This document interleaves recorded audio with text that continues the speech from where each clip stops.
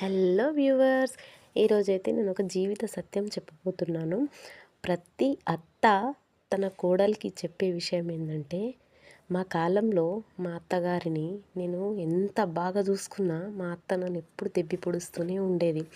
ప్రతిదానికి నా కొడుకుని ఏ మందు పెట్టి మార్చేసావు,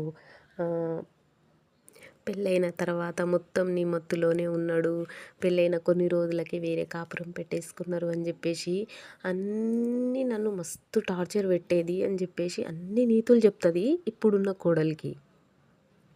ఇలా నీటి మాటలు చెప్తున్న అత్తల మాటలు ఈ జనరేషన్ కోడళ్ళైతే అస్సలు అంటే అస్సలు నమ్మబాకండి.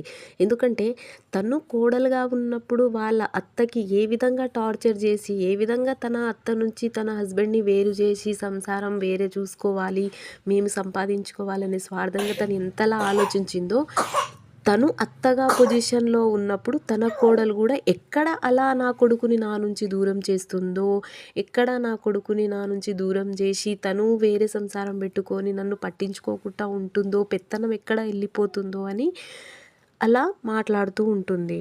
నెక్స్ట్ మూమెంట్ ఆ కోడలు అర్థం చేసుకునే విషయం ఏంటంటే, ఓహో అప్పట్లో మా అత్త వేసిన వేషాలని ఇప్పుడు నేను ఎక్కడ చేస్తానోనని ముందు ముందు తనే ఊహించుకొని ఇంత రచ్చ చేస్తుందని.